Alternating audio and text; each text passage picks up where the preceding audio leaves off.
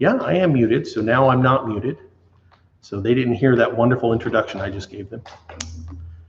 But welcome to our time together. Going to have a word of prayer. Before we get praying tonight, though, Stan was having a particularly bad day. I told him we'd be thinking about him and we'd offer a special prayer. So tonight, as we open our prayer, we're also going to be praying about Stan's condition. So let's take a moment. Let's go together in a word of prayer. Holy Father in heaven, we are so very, very grateful to have a few minutes of time in the middle of our week that we can come together, that we can break open the bread of life, that we can partake of the things that you have given to us to see and to learn, and we're so very excited about these things as well. Father, we're mindful of the needs of the saints. A lot of our brethren struggle with different things, Father. Tonight, we're especially mindful of Stan and the difficulty he's going through with his health, Father. Father, we ask, first of all, that you would encourage him. Don't let him be discouraged by struggling, Father. Please lift him up and encourage him. And second, Father, our great desire, too, is that he might have some recovery, some relief from the difficulties he's had recently. Father, our desire is that you would be with all the saints. We all struggle with different things, Father. We pray that you'll encourage all of us. Don't let our struggles bring us down, Father, but instead help us to anchor ourselves in the hope we have in you. In the name of Jesus, we give thanks. Amen.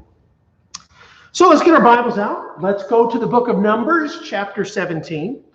And kind of interesting because number 17 is going to kind of pick up, we're up just about where we were. But really, I've kind of seen that's been the way it's been for the last 5 or 6 chapters, that we really have kind of seen the same things going on throughout these chapters, a continual timeline. Starting off whenever those spies came back and everybody got worked up and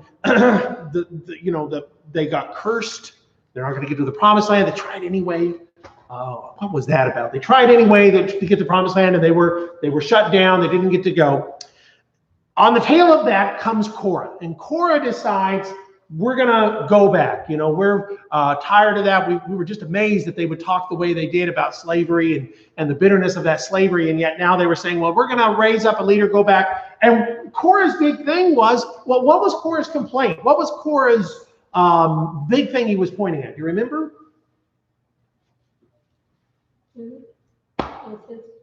Well, they talked about food. What I should have asked was, what did Horah really want personally? Oh, Stephen, go ahead. I was going to say that he felt that all the Israelites were the same. Yeah. There was no real leader, so how could Moses elevate themselves? Authority over? That's right. Everybody's the same. Why? Where does Moses? I'm going to paraphrase. Where does he come off as though he's in charge? Gregor, what were you going to say? Oh, and I got the impression that he wanted to be in charge. Yes. So specifically, what does he want to be? Moses said it. He wanted to be the priest. He wants to be the priest. Now, it's kind of an interesting thing to think about for a minute when you think about the fact that Horah wants to be the priest. Here's his complaint against Moses. Why do you exalt yourself above the assembly of God? What had God said about the Israelites when he brought them out of Egypt? He says, you're going to be a nation of priests. He said, you're going to be a nation of priests. That was kind of an interesting thing. And I think there's a lot to that statement that's very interesting to break out that we're not going to break out. But it is interesting that, Horah steps up and says, well, maybe I should be the priest. After all, I'm a Levite, all these things. And of course, we talked last week about Korah's rebellion. He rebelled. What happened to him? How did he die? Earth opened up, swallowed him up. Meaning you can take it with you, but you don't want to go there. So we saw Korah's rebellion. Now, by the way, when that rebellion had happened, I'm in the wrong book. When that rebellion happened, when Horah got swallowed up, all the Israelites said, well, now we get it. Moses is in charge. We won't complain anymore. What happened at the end of that momentous moment? Momentous moment. That's a terrible adjective. What happened in that moment? They started complaining.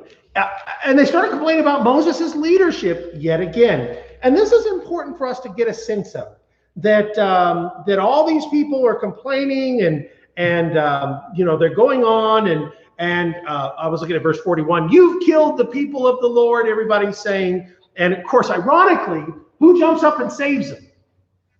Don't say Moses, although Moses had a little bit to do with it. Who jumped up and saved him? Aaron. And so tonight, let's talk about Aaron. Number 17, I believe, is really just immediately connected to this conversation. that the people really didn't get it. Who's the high priest? Who's the high priest? And so God says, okay, here's what we're going to do. And this is one of those things where God's going to show you. And, you know, one of the few times a lot of people aren't going to die. You know, that's kind of interesting. So you tell me, what did God say would be the test? Or what is the test going to be here in chapter 17? The test is sticks. Sticks. Very good. I kind of wondered about what this was, because he says each of the tribes is to bring, now it says a rod in some translations. Does anybody have their rod? Almost like there was a rod for each tribe. I wasn't sure about that. I don't know of that being the case, but I had wondered about some of those things. Go ahead. I looked at different translations, and some of them said Moses was supposed to make sure they each had a rod, meaning that they may or may not have already had one. Ooh. They were supposed to carve their names on them. Right. And so each tribe was to have one rod, and Aaron was to bring his specific rod. Yeah. That one was very specific. Yeah, and so what's interesting about Aaron's rod is Levi's rod. So each one of them, you know, the tribe, we're going to figure this one out. Each one of those is going to place it. You're going to come to the tabernacle. You're going to lay it out there. Now, by the way, one of the weird things about the Israelites, verse 12, you're going to come before the tabernacle and we're going to put this test. And what do they start saying about the tabernacle? What do they say? Well, you know, in verse 12, they say, well, surely we'll die, we'll perish. It's kind of interesting. And I want to kind of think that this is kind of an important moment to grab here for a second or two, that one of the big ideas is that they may be getting the idea that they could die, but they don't really get why. They don't really get it's about disobedience or it's about complaining. And now they're thinking, well, if we just go before God, we might die. But this is what God told them to do. So each of the children brings the rod, and they lay the rods before the tabernacle. Night passes. Next day comes. Tell me what happened.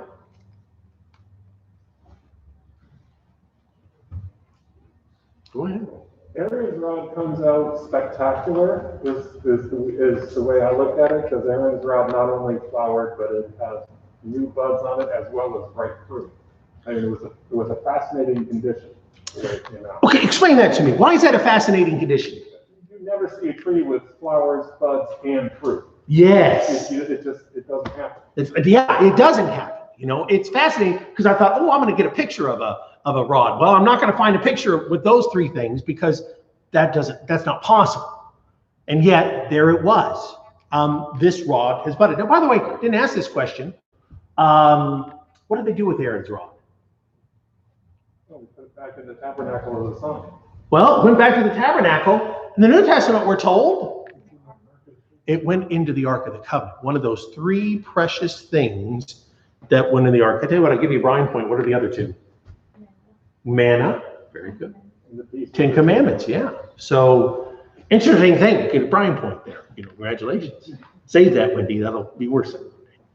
So the point is, though, this, and Teresa's got it too. Aaron's budded rod, flowered, it had fruit. This was extraordinary. Like I said, this moment was, wow. And like I said, it wasn't, people didn't die, there wasn't destruction. This was God making this choice. It still scares the people. Like I said, verse 12, verse 10, there's this point is, it's going to be a sign, don't complain or you'll die. People, verse 12, they're kind of scared by this, but this is fascinating because after all this death and destruction, this is very marvelous. This is something that was dead coming to life. And I find that fascinating. Go ahead, Greg. I also found it fascinating. We don't know for sure what Aaron's rod was made out of, but almond to me seems unlikely anyway. Yeah. But and the only other time we see anything about almonds is that the candlesticks in the tabernacle were shaped like almonds. Very good, Gregor. Very good. So Gregor's observation was what I was thinking about too. My first thought was, well, does that mean his rod was made out of almond wood? And then I got to thinking, you know, we used to have an old almond tree. How many of you have an almond tree? Who has? Anybody? Ryan's got an almond tree. You know, and I remember it just being kind of a crumbly wood. It wasn't really all that great. And it occurred to me, it made me think, well, I wonder if that's really that, you know, is it possible it wasn't an almond? Well, I don't know. It doesn't say. A lot of furniture made out of almond. No, that's what I was thinking about. But what Gregor also said was that there's a lot of almond motifs in the tabernacle. What things were made to? Well, candlesticks and flowers made of almond. Or they were. They were gold, but they were fashioned like almond. They were these things gold. Yes. So the fashioning of these candlesticks are the almond. Now here's something neat about the word almond. The word almond in Hebrew is the same word as the word watchful in Hebrew. So it's kind of interesting that a lot of commentators said, well, you wonder if the almonds on the lampstand were the lampstand was kind of God watching over. Remember, the lampstand shone down on the 12 loaves of bread that were for, each one. And so, the looking down and then that it was almonds kind of symbolized watchfulness. I was thinking of this passage in Jeremiah where, the word of the Lord comes to Jeremiah. He says, Jeremiah, what do you see? The word see there is the word watchful. And he says, I see a branch of an almond tree. And God says, you've seen well. I'm ready to, paraphrase, to do what I said. I'm ready to perform my word. Teresa points out too, pomegranates were also part of the carvings of the temple. I think there's also something special about that too. But that's a story for another time. But it's really interesting that those are the things that they described there. A couple more things I want to think about tonight, maybe to think about. Why is Aaron the high priest? I realize you can't really answer that necessarily, but what, I've often wondered, why not Moses? What kind of things do you think about Aaron? If I said what are the bad things about Aaron, you'd all jump and say, oh yeah, we got a list of the things that Aaron did wrong. What things did Aaron do right? By the way, I would say one of those things, last chapter. Aaron was the guy that's, I'm going to take this one. Aaron was the guy that saved Israel last chapter by jumping out there with an intercession, standing between the living and the dead. That's just such a neat statement, standing between the living and the dead. What are the good things about Aaron? Because, by the way, the Bible makes a lot of statements about God saying, Aaron, he's my God. Aaron, he's my choice. And I think specifically God would pick Aaron above Moses. Why? Anybody have a thought? Maybe that's kind of a heavy question. Because like I said, maybe we don't always think about why Aaron was the chosen one. Go ahead. Because Moses foreshadowed Christ, Aaron was really the spokesperson. It was the mouth of God. Yeah. What did God say? Do you remember, Stephen, what God said early on to Moses? He said what? To Pharaoh, do you remember what he said? Aaron will be your mouth. Yeah, he says, you'll be God and Aaron will be the spokesman. Aaron will be the spokesman. So Teresa says that. He was the spokesman of Moses. So he was able to communicate. Now, what's interesting is, what was Moses not able to do? Yeah, he wasn't a communicator, he said. Remember? So that's really interesting thing. How about Moses and his family? Here's something I think is kind of interesting. This is, by the way, I want to be careful to say that there isn't something where it specifically says, I like Aaron better than Moses, but God chose Aaron, and I wonder why. Well, what about Moses' family versus Aaron's family? We know a lot about Aaron's family. What do you know about Moses' family? I think you said it.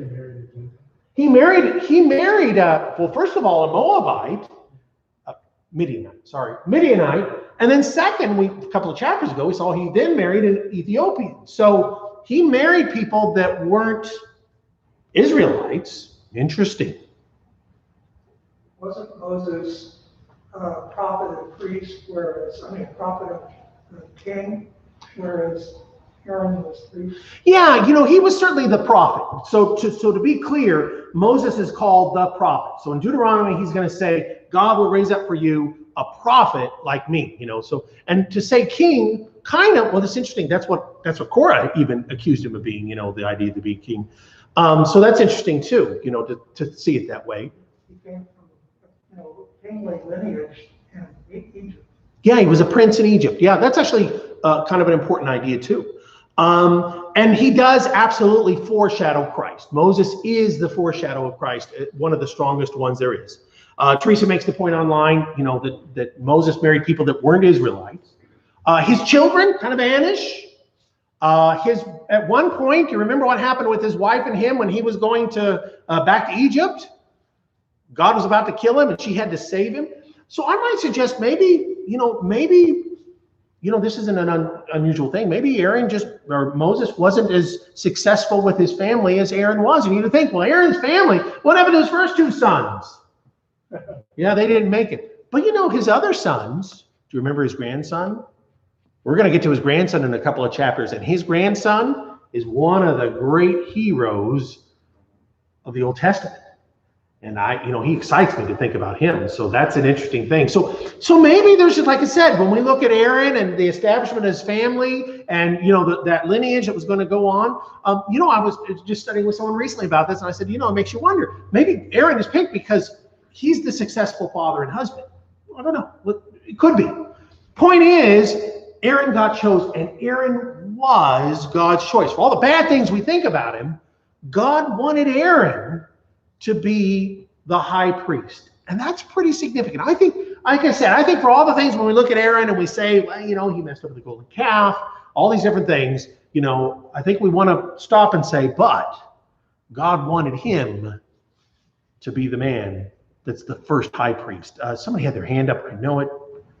Maybe not. Maybe I'm losing my mind. I don't know. But I've got a couple of comments online. I know Lisa makes a statement. The almond blossom is a symbol of bravery, courage, purity, hope, and love. I didn't know that. I didn't realize that it had those kind of images with it. That's kind of an interesting thing to think about. So I got a question for you. Let's talk about a little bit about Aaron's rod for a moment. What kind of things did Aaron's rod do? I told you when we talked in Exodus last year, I talked a lot about Moses' rod and how interesting that was. And Moses' rod is called God's rod. But Aaron's rod was pretty significant too. What do you got, Grieger? Well, it started off by turning into a snake and then munching down on the other snake. Ate the other snakes. It also, I think it budded once in Egypt, didn't it? Or was that later? I don't remember. Yeah, I think I remember. Looking at Michael. Michael's the guy that answers these. So Michael's our, He's saying no, okay. Yeah. And then also, he dipped the rod into the Nile and turned to blood. Yes, he did. Yeah. Who else has got one? So I counted that four times in Egypt we have this it turning to a serpent, the turning to water blood. But his rod was also the one that brought forth the frogs, and when it hit the ground, it turned the dust into lice as well. Teresa has, it became a snake, it turned water to blood.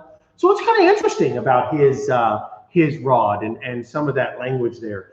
My next question was, I was wondering about the almonds on the rod, and I said almonds, and Mrs. Haynes is going to correct me later tonight, so she'll tell me that's not right. Good. But with those things, what do you think the significance is there? I think we kind of covered a lot of this, but anybody have any other thoughts about it? If I remember, we already mentioned the fact that it's not possible for something to have buds and blooms and fruit. So that's one big thing, that this was not just a, I don't know, is there such a thing as a run-of-the-mill miracle? This was something very different. But anything else you see about almonds? I mentioned too that the word means watchful in Hebrew. Did anybody else grab something else in that? Anybody have something else?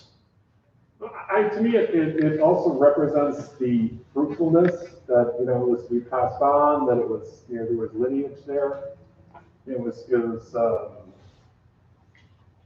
something that was going to continue. It shows a continuation.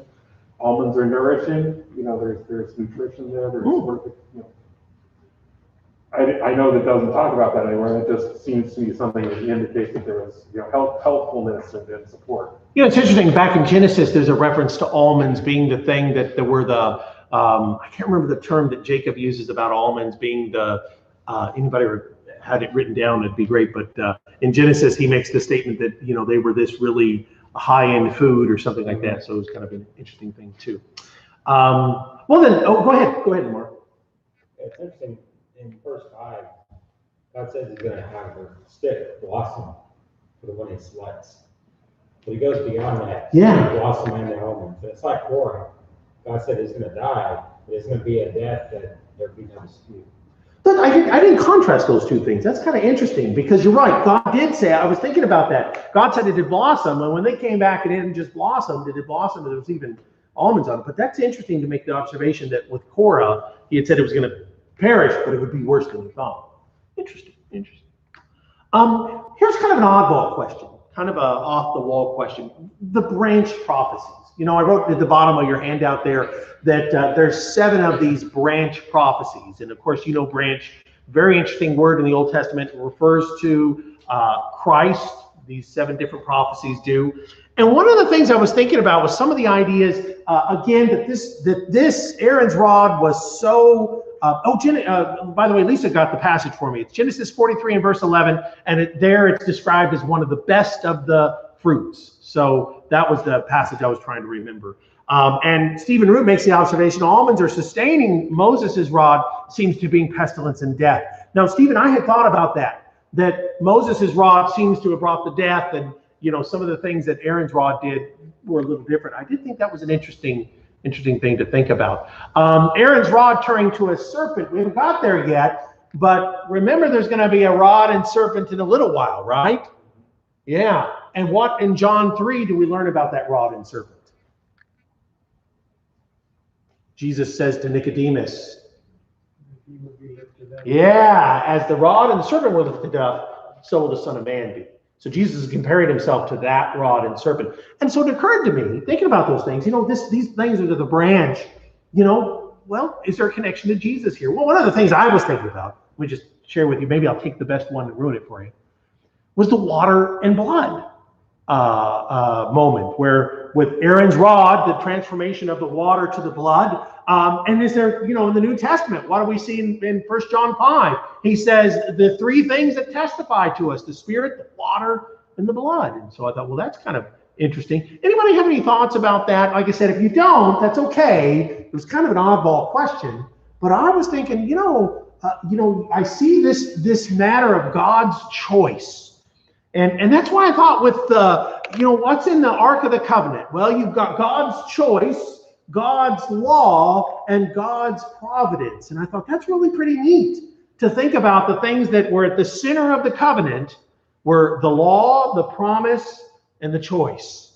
And, I thought, well, that's kind of a neat symbolism to think about that. Anybody have any other thoughts you want to throw out there?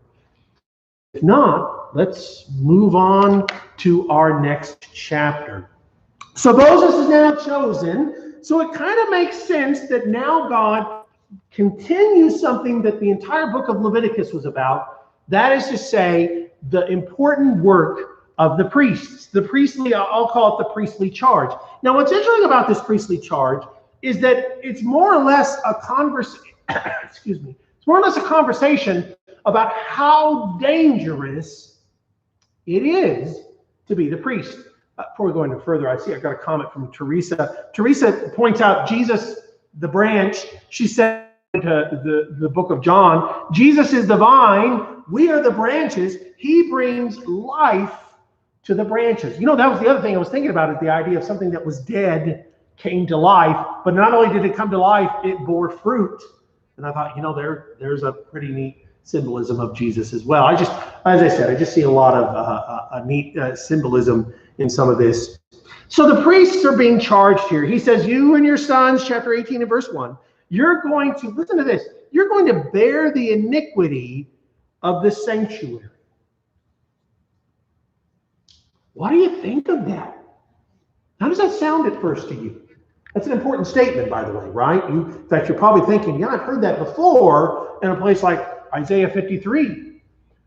What do you think of that statement where he says, you're going to bear the iniquity?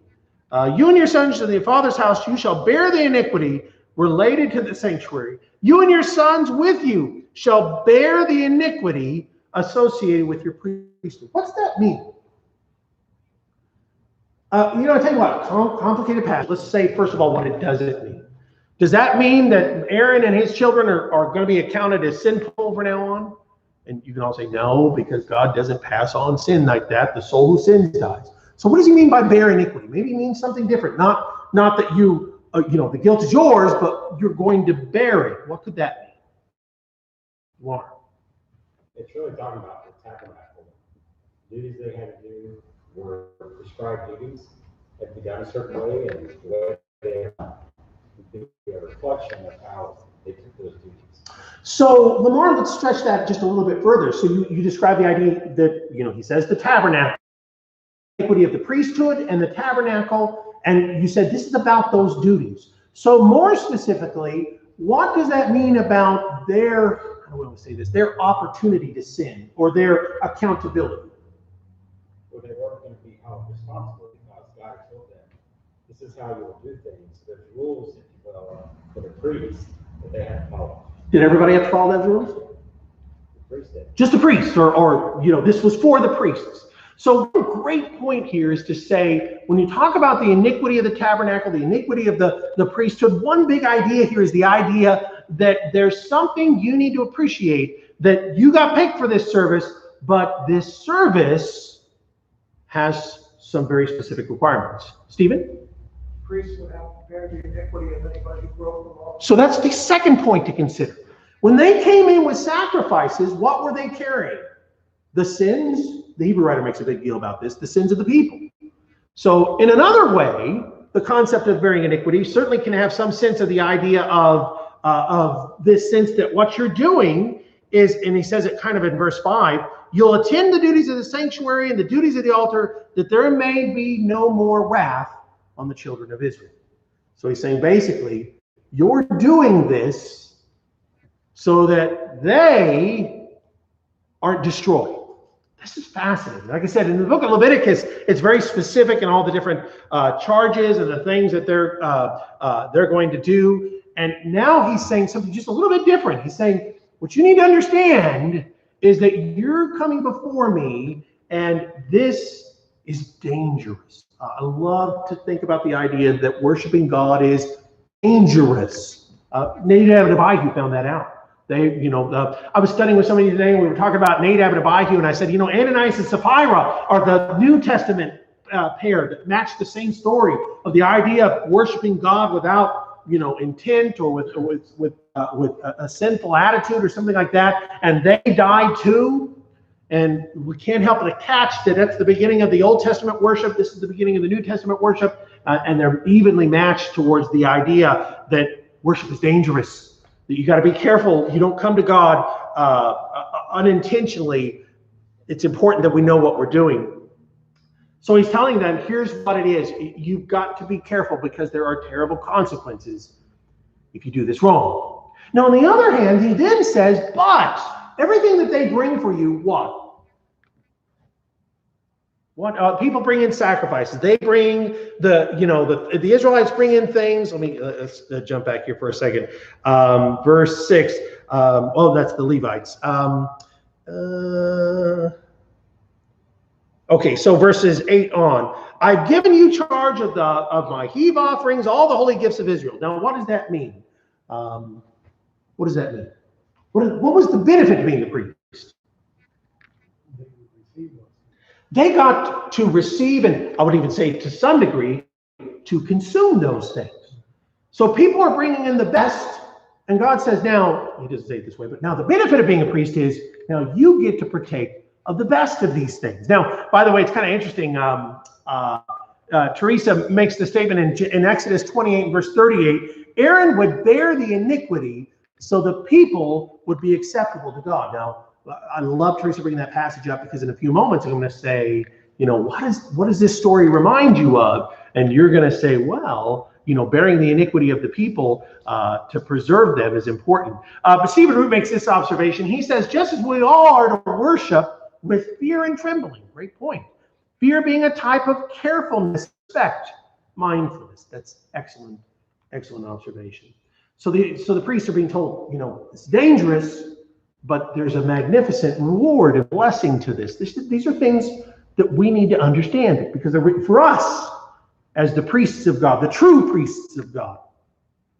Now, then a little further on, he makes this reference that it just intrigues me. It's not necessarily perhaps the most significant thing you need to know, but he makes the reference as he's talking about these things, and he references, I just lost the verse, the covenant of salt. Who's got that? Covenant of salt. I just lost where it was. Somebody bail me out. Everybody's looking. Verse 19. Verse 19. That's what I was just about to say. So verse 19, all the heave offerings of the holy things which the children of Israel offer to the Lord, I have given to you and your sons and daughters with you as an ordinance forever. It is a covenant of salt forever for the Lord with you, your descendants before you. I was kind of wondering about that term, covenant of salt. Anybody look anything up on that? You find it one other place, and it's, can one of you go to Leviticus 2 and verse 13 and read that for me? Leviticus 2:13. Somebody's got it. Stephen, go ahead. Every grain offering of yours, moreover, you shall season with salt, so that the salt of the covenant of your God shall not be lacking from your grain offering.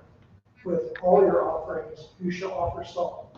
It's kind of an interesting thing. He says you're gonna put in salt in every offering. He says that salt is a covenant type offering. I thought, well, that's interesting. What do you guys think? Anybody have a point?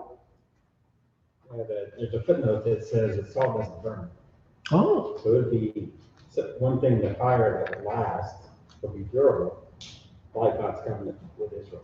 Interesting. So a little further on, when God is talking to David, you and I have a covenant of salt. That would very much appreciate the idea that the covenant of salt could be the idea it doesn't burn. I hadn't thought of that. And that particularly is interesting. They'd be putting that into the sacrifice. Now, go ahead, Greg. Well, it's also, especially at the time, it was considered something that's of great value. Yeah. I mean, it was, we don't consider salt that valuable because we can get it from the grocery store for pennies, but at the time, literally wars would be fought over it. What's the saying we have today that reflects that ancient? That guy Is not worth his salt. isn't worth his salt. Yeah. That reflects the people could be paying the salt. You'd be a ration of salt for work if you're. Yeah. Now, I've heard, now I don't know how true it is. I think I read somewhere or heard somebody say once that, that sometimes soldiers were paid instead of in money, they were paid in salt. Part of the rations. Yeah, so that's so very valuable. So the other thing that struck me was the value of it. That's a good one too.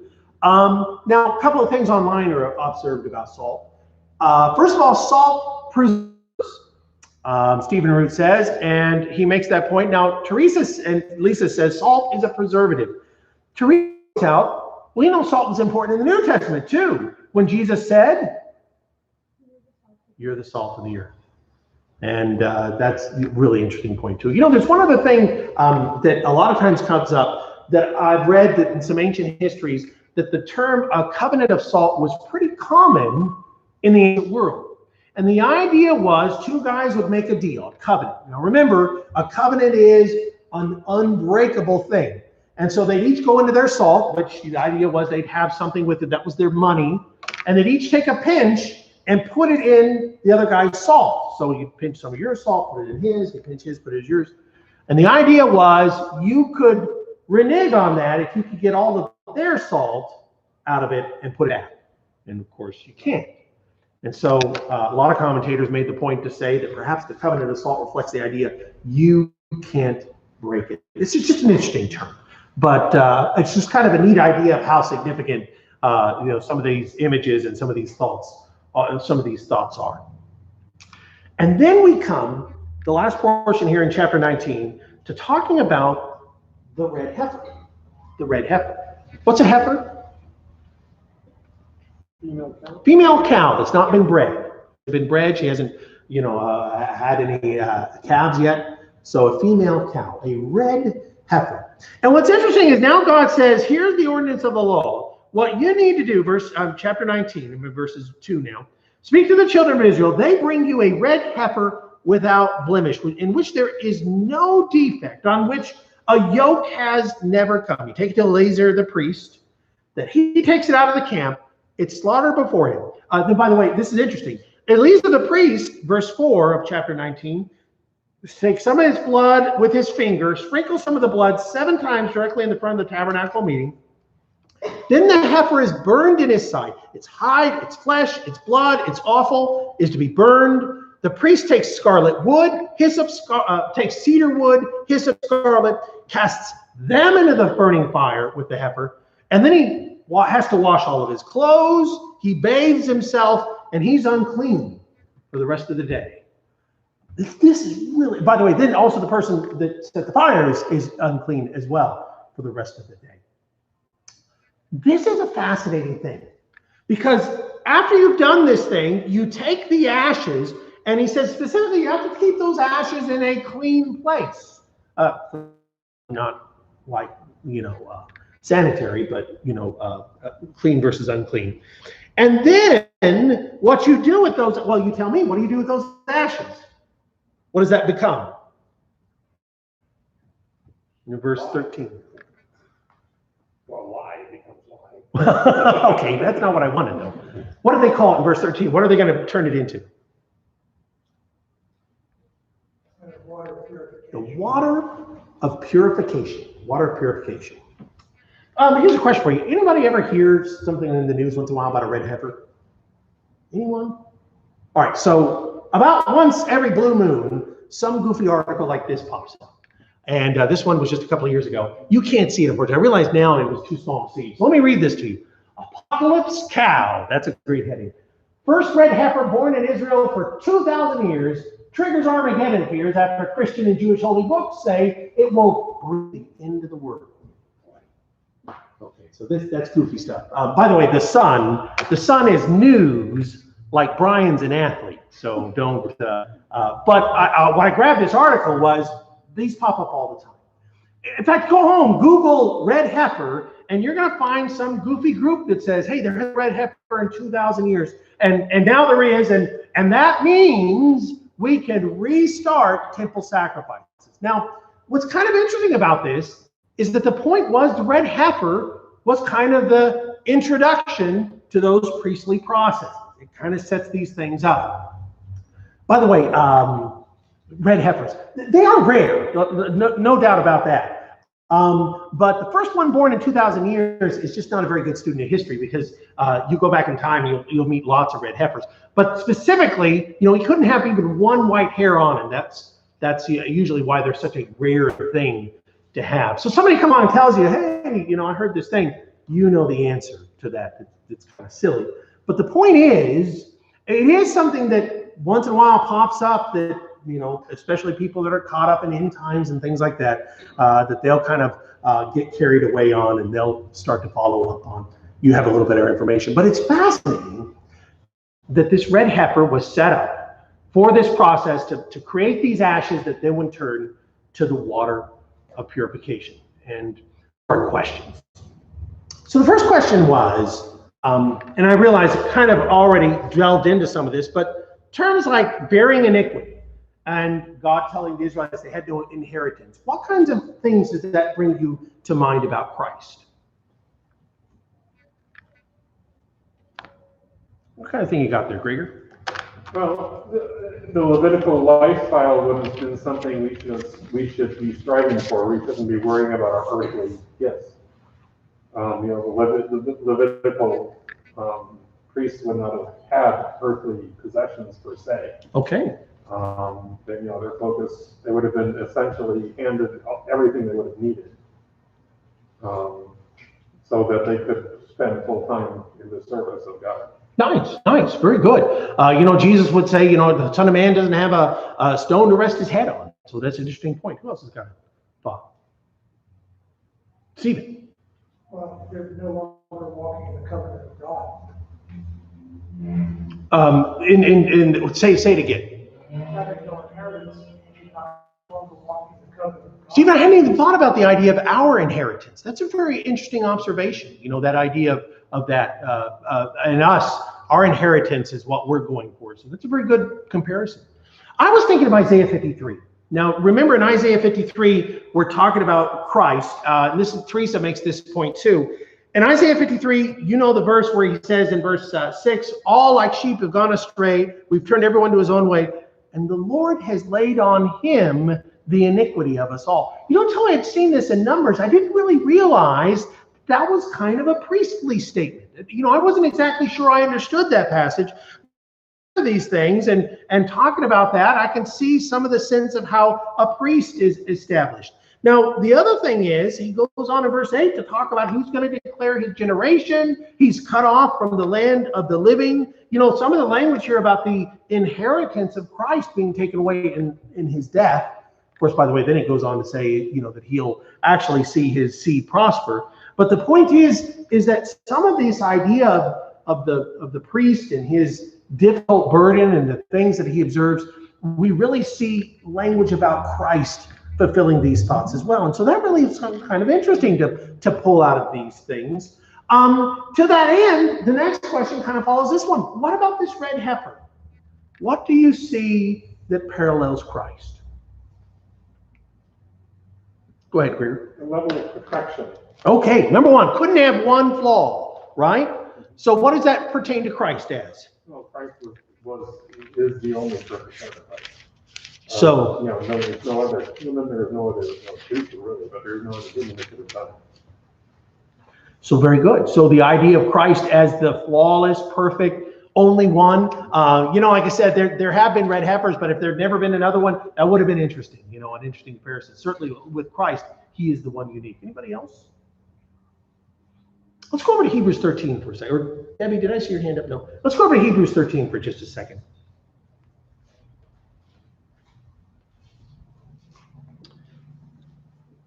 Hebrew writer, book of Hebrews is all about talking about those Old Testament priests, their work, their sacrifices, all the different things they did, and trying to say, hey, all of that looked to Christ. That those things, as imperfect and flawed as they were meant to symbolize these things. That's where that's where we read about the tabernacle and the Ark of the Covenant, what was in the Ark of the Covenant, and all those things that kind of, again, all those things are pointing to Christ and the significance of Christ. And we're being told here at the very last things that God is described in the Hebrews, verse 9, don't be carried away with various and strange doctrines. It's good that the heart be established by grace, not with foods, which have not profited those who have been occupied with them. Now, kind of wondering about this statement about foods and the different things of the priests. But let's look at this next statement and tell me if you didn't catch that what we're talking about is a reference to Numbers. We have an altar from which those who serve the tabernacle have no right to eat. So here is the priestly opportunity that we get to partake of something that nobody else does. Just like those priests that are in the book of Numbers, that they can't partake of these things. They can't have these things. So here he's saying, you and I, we're like that. But then look at the next one. For the bodies of those animals whose blood is brought into the sanctuary by the high priest for sin are burned outside the camp. Now, this is interesting because the red heifer was the thing that was burned outside the camp. So he says, therefore, Jesus also, to sanctify the people with his own blood, suffered outside the gate.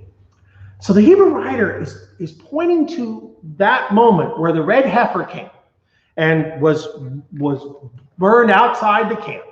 And it even, in that manner, caused desecration isn't the right word, an uncleanness among those that were bringing it about. But that red heifer was burned and ash was made outside the camp. And in turn, that sacrifice created, one more time, tell me, what did they use with the red heifer's ashes? Yeah, the water of purification. Jesus said in the book of John, I'm the living water.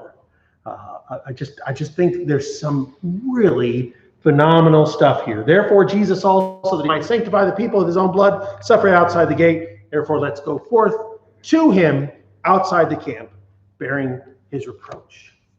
Hebrew writer is talking about the idea that the worship of the Old Testament was begun with this sacrifice. He says, so is our worship too. And it was this amazing foreshadow of these things. I've got a couple of last comments here to bring up. Talking about iniquities and inheritance. Teresa says something interesting. She says, if Christ had not borne our iniquities, we would not have an inheritance. Neat contrast in that idea. Lisa Ruth says, he bore our iniquities. And if it weren't for him, we would have no inheritance of eternal life. Again, really good catch on that. And then finally, as far as, what is Jesus for us? He is the spotless Lamb. We're at our time. I don't have somebody to ring the bell, so if somebody can run back there and buzz it for us, and let everybody know that we've reached our time. Thanks for all the great comments we had online as well as in person. So very grateful, and we'll pick up here next week.